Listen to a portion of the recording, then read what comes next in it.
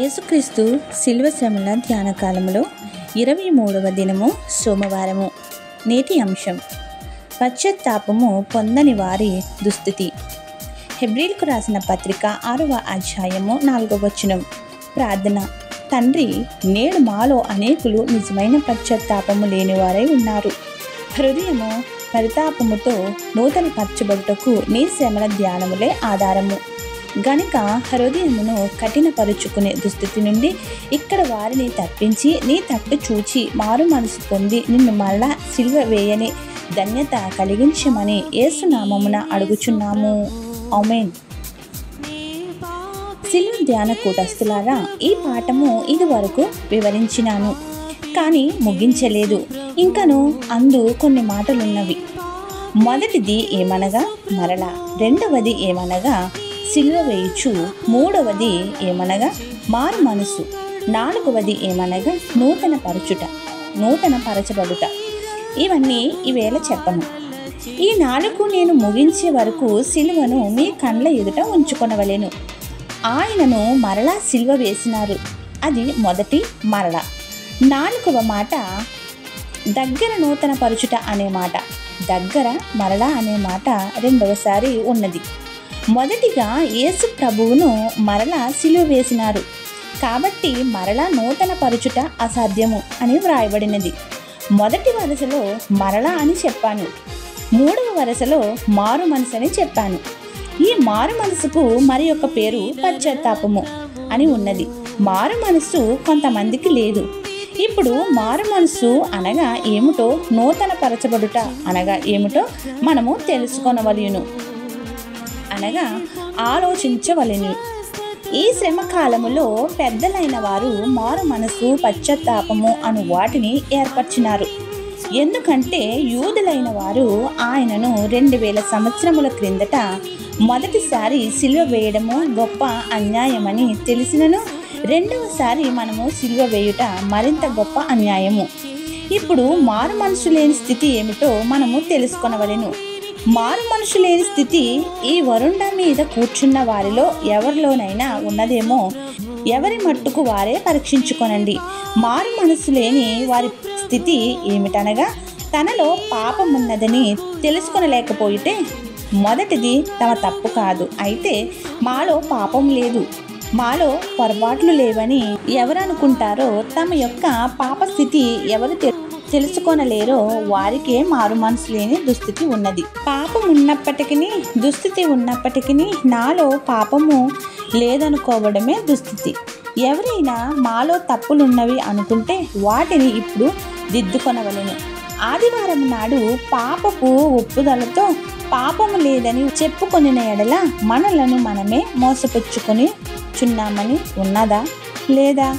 అదే ఇది అనగా మారు మనసు లేని అంశంలో మొదటి స్థితి. రెండవ అంశము ఏమంటే, వారిలో తప్పు ఉన్నప్పటికీ వారికి విచారమే లేదు. ఆ విచారము లేకపోతే మిక్కిలి భయంకరమైన దుస్థితి. ఇన్ని తప్పులు, ఇన్ని పొరపాట్లు, ఇన్ని లోట్లు పెట్టుకుని మాలో లేదని ఏ విచారము అనుకొనుచు తమ గురించే లేకపోవుట మరింత భయంకరము. అయ్యో, నేను ఎరుగకపోయి తప్పు చేసినానే, విచారము లేకపోవుట మరింత భయంకరమైన దుస్థితి. ఈ విచారమే లేకపోతే అది మిక్కిలి దుస్థితి. ఈ వరండ మీద గత్తెర ఉంటే నీళ్ళు పోసి కొట్టివేస్తే గత్తెరంతా పోయినట్లుగా పాపములను గురించి విచారపడితే కన్నీటి దారుల వలన మొదటి పాపము కొట్టుకుని పోయింది. ఇప్పుడు అలాగూ కొట్టుకుని పోవు కన్నీరు గాని, చింత గాని, బోధ గాని లేదు. అందుచేత ప్రభువునకు మరి ఒక బల్లెపు పోటు. అయ్యగారు ఏడుద అనే గ్రామంలో ఉన్న గుడిలో ఒక రాత్రి మీటింగు చేస్తున్నప్పుడు అందులో ఉన్న 70 మంది గొల్లున ఏడ్చినారు. దూరాన రోడ్డు మీదనున్న ముసలమ్మ గుడిలో ఎవరో చచ్చిపోయినారు కాబోలు, పాపము, అందుచేతనే వారు ఏడుస్తున్నారు అని గుడి దగ్గరకు వచ్చి చూచింది. అందరూ మోకాళ్ళ మీదనే ఉన్నారు. ఈ ముసలమ్మ కూడా మోకాళ్ళు ఆనింది. అందరితో పాటు తను కూడా ఏడ్చింది. తక్కిన వారందరికీ నిజమైన దుఃఖము వచ్చింది. అందరూ ఏడ్చినారు, కానీ ఒక అమ్మాయి మాత్రము ఏడవలేదు. ఆ అమ్మాయి మీటింగ్ అంతా అయిపోయిన తర్వాత అయ్యగారి వద్దకు వచ్చి, అందరూ ఇంతగా ఏడ్చినారు కానీ నాకు అసలు ఏడుపు రాలేదు అన్నదట. అది రాత్రి 1 గంట సమయం. నాకు ఏడుపు రాకపోతే నేనేం చేసేది అన్నదట. కాబట్టి ఇన్ని తప్పులున్నా, ఎన్ని పొరపాట్లున్నా వాటి నిమిత్తము విచారము కానీ, కన్నీళ్లు కానీ, పశ్చాత్తాపము కానీ లేని క్రైస్తవులు ఇప్పుడున్నారు. అట్టివారు ప్రభువుకు బల్లెపు పోటు పొడిచిన వారితో సమానము. ఇక్కడ ఈ లోపములు కలిగిన వారు పశ్చాత్తాపడి ఏడవకపోతే పరలోకముందున్న ప్రభువు వారిని గురించి ఏడుస్తున్నారు. పాత నిబంధన కాలంలో ఇట్టువారున్నారు, ఇప్పుడును ఇట్టువారున్నారు. 1 పాపం ఉన్నదని తెలిసినా కూడా లేదనుకోవడము. 2 దానికే ఏడవనా అని మొండెకెత్తి ఊరుకొనడము. 3 తనలో తప్పున్నదని ఒప్పుకోకపోవడము.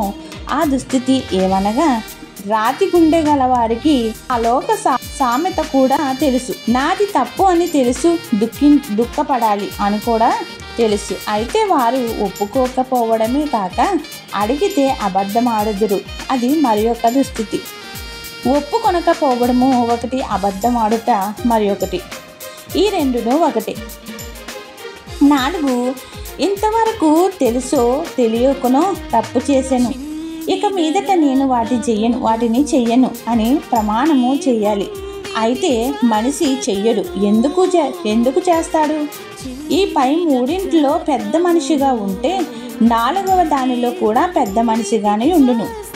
ప్రమాణము చెయ్యడు గనుక ఆ ప్రమాణము చెయ్యకపోవడము ప్రభువుకు మరి ఒక బల్లెపు పోటు. 5 మాలో ఏ తప్పు లేదనుకుని మరలా ఆ తప్పే చేస్తున్నారు. ఇక్కడ అన్నట్టే అక్కడను మనిషి అంటాడు గనుక చేసిందే చెయ్యడము, పైన వివరించిన తప్పులను లేదనుకోవడము వలన ఆ మొదటిదే ఇక్కడికి అవతారమెత్తి వస్తుంది. మొదటి 4 కంటే ఈ 5వది ఇంకా ఎక్కువ దుస్థితి. అప్పుడు కూడా ప్రభువుకు మరలా మరి ఒక బల్లెపు పోటు, అది మరలా సిలువ వేయుటే. 6వదిగా ఎన్ని తప్పులున్నా మొదటి అంశంలో తప్పు లేదని అనుకోవడము కాక క్రొత్త తప్పు ఇంకొకటి ఉన్నది. అది ఏదనగా ఆ తప్పు చెప్పడు, ఉన్నదని చెప్పడు, లేదని చెప్పడు. బహుబింకముగా తప్పు లేనట్లే అందరికీ కనబడతాడు. తప్పన్నది చెప్పడు, లేదని చెప్పడు. ఇతరులకు ఏ తప్పు లేదని వాని వలె ఆగుపడతాడు. అట్టివారు ఈ లోకంలో ఉన్నారు. ఉదాహరణకు ట్రైన్ వచ్చింది, బండి నుండి ప్రయాణికులు దిగుతున్నారు. టీసీ గారికి ప్రయాణికులకంతా టికెట్లు ఇచ్చి వేస్తున్నారు. దొంగలను పట్టుకొనుటలో ప్రసిద్ధికెక్కిన ఒక జవాను అక్కడనే నిలబడి ప్రతి ఒక్కరి ముఖము చూచుచున్నాడు. అందరి కళ్ళు ఆయన్నే చూస్తున్నాయి. ఒక పెద్ద మనిషి మంచి బట్టలు వేసుకున్నాడు, బయటకు వస్తున్నాడు. అప్పుడు ఆ పోలీసు జవాను గారు ఆ పెద్ద మనిషి వద్దకు వచ్చి, మీది ఏ ఊరు అన్నారు. ఏదో ఒక ఊరి పేరు చెప్పాడు. అయితే నిలబడు అన్నారు. అతడే దొంగ అని తోచింది గనుక అతన్ని పట్టుకుని అడిగాడు. అప్పుడు ఆ దొంగ నేనెందుకు నిలబడాలి అన్నాడు. అప్పుడు ఆ జవాను, నీవు దొంగవు కాకపోతే వెళ్ళిపోవుదు గాని, లేదా స్టేషన్లో ఏదో ఒక సమాధానము చెప్పుదువు గాని అన్నాడు. ఇలాగూ అతని రికార్డు వెతకగా అతడే దొంగని రుజువైనది. అదే మారు మనుషు లేని దుస్థితి. అది ప్రభువుకు ఒక పోటు. 7వది, ఇది అన్నిటికంటే చెడుగు. అది దేవుని మీది మంచి అభిప్రాయము, చాలా గొప్ప గౌరవము. ఇక్కడ మనిషి ఏమనుకుంటున్నాడంటే, దేవుడు గొప్పవాడు, ప్రేమగలవాడు, ఎన్ని తప్పులు చేసినా క్షమిస్తాడు, నేను అడిగినా అడగకపోయినా క్షమిస్తాడు, నేనేదైనా తప్పు చేస్తే నా తల్లిదండ్రులు పట్టినట్లు ఊరుకుంటారు, క్షమిస్తాడు. దేవుడు అంతకంటే దయగలవాడు అని అనుకుని తమ ఇష్టము వచ్చినట్లు ప్రవర్తిస్తారు. అదే మారు మనసు లేని దుస్థితి. చాలా మంది దీని వలననే చెడిపోచున్నారు. కాబట్టి ఇక్కడున్న మనమందరము ఈ 7 అంశములో ఏది లేకుండా చేసుకుంటే మారు మనసు ఉండును, అవి ఉండేటట్లు చేసుకుంటే మారు మనసు ఉండదు. ఇప్పుడు 7 అంశములు చెప్పాను. అవతల మరి ఒక 7 అంశములు ఉన్నవి. అందులో మొదటి వాటి వ్యతిరేక గుణములున్నవి. ఒక దాని ప్రక్కన ఒకటి, రెండవ దాని ప్రక్కన రెండవది. అలాగే 7 అంశములకు 7 ఉన్నవి. కానీ అవి మంచివి గనుకనే అవి మొదటి వాటికి వ్యతిరేక గుణములుగా ఉన్నవి. మొదటివాడు పాపము చేసి చెయ్యలేదు అంటున్నాడు. అయితే రెండవ వాడు నేను పాపము చేశాను అని తెలుసుకుంటున్నాడు. ఈ మొదటి అంశమును మనిషి ఎప్పుడైతే తెలుసుకుంటాడో ఇక మీదట విషయములు దిద్దుకుంటాడు. అవతల ప్రక్కనున్న 7 మారు మనసు గలవారు. మొదటి వరుసలో ఉన్నవారు మారు మనసు లేనివారు. ఆ మొదటి వరుసలో ఉన్నవారిని గూర్చి మార్చుట అసాధ్యము అని వ్రాయబడినది గనుక ఆ కాలంలోనున్న వారిని మార్చుట అసాధ్యము గనుక ఆ కాలంలో ఈ 7 రకములు వారు ఉన్నారు. ఒకటవదిగా ఈ 7 రకముల వారు తెలియని వారు కాదు, తెలిసి ఒకప్పుడు మంచి పేరు పొందిన వారే. అటువంటి వారిని గురించి ఈ వాక్యము రాయించినారు.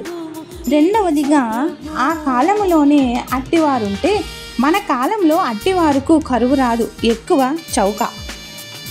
ఎందుకంటే జనసంఖ్య ఎక్కువైనది, దానితో పాటు పాపము కూడా ఎక్కువైపోయింది. పాపము చేసిన దానిని కప్పుకోవడానికి తెలివి కూడా ఎక్కువైనది. ఈ కాలంలో వింతలేదు గనుక మనము ఈ లోకుల జనసంఘము మధ్యను విశ్వాస జనాంగముగా ఉన్నాము, అనగా క్రీస్తు జనసంఘముగా ఉన్నాము. విశ్వాస జనసంఘముగా నున్నాము అనగా క్రీస్తు జనసంఘముగా ఉన్నాము. దైవ వాక్యమును ఎరిగిన జనసంఘముగా ఉన్నాము. కాబట్టి ఈ రెండవ గుంపు వరుసలో నుండి ఆ మొదటి 7 వరుసలోనికి మనము జారి రాకూడదు. కానీ ఈ మొదటి 7 ఒక శక్తి ఉన్నది. ఆ శక్తి ఏమనగా ఆ రెండవ వరుసలోనున్న ఆ 7 ఆకర్షించుకునే శక్తి ఉన్నది. కనుక మనము జాగ్రత్తగా నుండే నిమిత్తమై పౌలు గారు ఈ మాటలు వ్రాసినారు. రెండవసారి మరలా అంటే అర్థం ఏమిటంటే ఒకప్పుడు బాగా ఉన్నారు, అయితే ఇప్పుడు పడిపోయారు, అందుచేత మరలా సిలువ వేసినారు అని వ్రాసినారు. మరలా అను మాటకు అది అర్థము. ఈ రెండవ వరుసలోనున్న వారు ఆ మొదటి వరుసలోనికి జారి వస్తే వీరిని మరలా ఆ మొదటి వరుసలోనికి మార్చుట కష్టమని పౌలు గారు వ్రాసినారు. కానీ చాలామంది వారి వరుసలు మార్చుకుంటారు. మొదటి నుండి రెండవ దానికి మారుట ఆరంభంలో కుదురును గాని ముదిరిన తర్వాత కాదు. పౌలు ఇందులో నుండి అందులోకి వెళ్ళిపోయిన వారిని గురించి చెప్పుటలేదు కానీ మొదటి వరుసలోనే ఉండి 1 మనస్సాక్షి ఎంత చెప్పినా వినకుండా, 2 మనస్సాక్షి ఎంత గద్దించినా వినకుండా, 3 దేవుని గ్రంథము ఎంతగా గద్దించినను వినకుండా, 4 తన జ్ఞానము ఎంతగా గద్దించినా వినకుండా, 5 నలుగురు బోధకులు ఆదివార ప్రసంగములోను ఎంతగా బోధించి గద్దించినప్పటికీ వినని వారు, మారు మనసు లేని వారు వీరు మారు మనసు పొందేటంత శిక్షలను దేవుడు రప్పిస్తే వారు దేవునిని చూనే నేనెంత తప్పు చేశాను అంటారే గాని ఏ మాత్రము మారరు. పై 5 అంశముల ద్వారా దేవుడు వారిని గద్దిస్తారు గాని వారు మారరు. అట్టివారే మరలా మనిషి కుమారుని దేవుని కుమారుడని మరలా సిలువ వేయచు బాహటముగా అవమానపరుచుచున్నారు.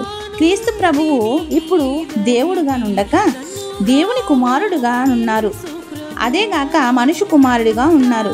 కనుక ఇప్పుడట్టి వారు మనిషి కుమారుడని దేవుని కుమారుని సిలువ వేస్తున్నారు. పౌలు దేవునిని సిలువ వేస్తున్నారు అనే వ్రాశారు. ఈ 7 అంశములలో ఏ ఒకటి ఉన్ననో ఈ 7లోనూ ఉన్నట్టే గనుక మనలో ఏది ఉండకూడదు. అప్పుడు మనము దేవుని కుమారుడని సిలువ వేసిన వారము కాము. గనుక ఈ 7 జ్ఞాపకం ఉంచుకుని పరీక్షించుకుని మంచి స్థితిలోనికి రండి. వచ్చే మంగళవారము ఆ మిగతా అంశములు వివరములు చెప్తాను. ఇది మీ ఉపయోగము నిమిత్తమై దేవుడు దీవించునుగాక. ఆమేన్. ఇంతవరకు దేవదాస్ అయ్య గారు సిల్వ ప్రసంగం విన్న దేవుని విశ్వాసులు అందరికీ మరణాత. పాపిని యేసు ప్రభు, నే పాపిని యేసు ప్రభు,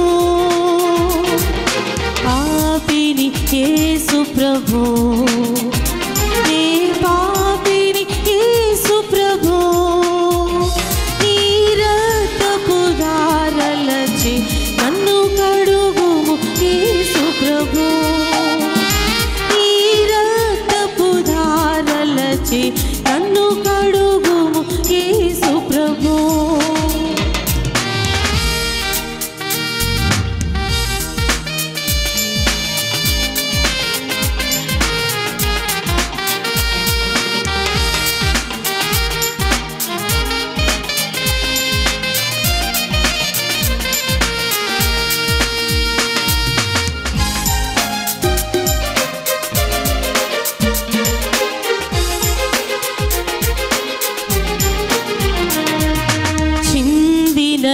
రక్తములో నీ పొందితి స్వస్థతను,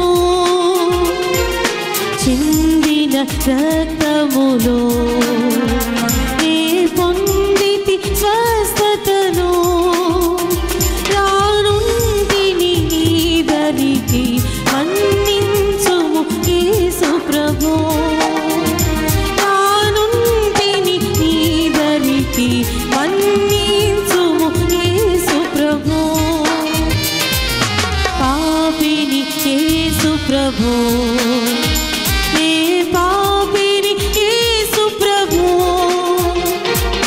పాపిని యేసు ప్రభు, నే పాపిని యేసు ప్రభు, నీ రక్తపు ధారలచే నన్ను కడుగుము యేసు ప్రభు, నీ రక్తపు ధారలచే నన్ను కడుగుము యేసు ప్రభు.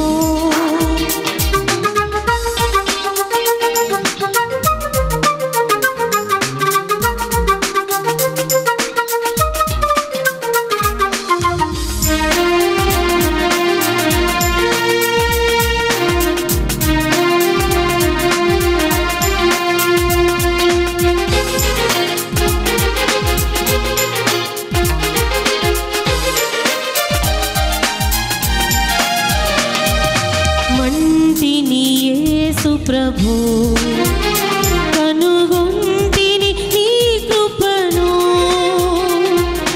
మంటిని యేసు ప్రభు, కనుగొంటిని నీ కృపను, రానుంటిని నీ దరికి నన్ను గావుము యేసు ప్రభు, రానుంటిని నీ దరికి నన్ను గావుము యేసు ప్రభు,